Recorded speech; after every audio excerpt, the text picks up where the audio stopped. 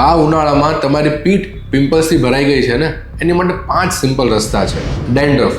માથામાં જ્યારે ડેન્ડ્રફ હોય ને ત્યારે પીઠ ઉપર એ ફોતરી ત્યાં જમા થાય, જેનાથી પિમ્પલ્સ જનરેટ થાય. એટલે એન્ટી ડેન્ડ્રફ શેમ્પુ યુઝ કરો એટલે એ કંટ્રોલ થઈ જશે.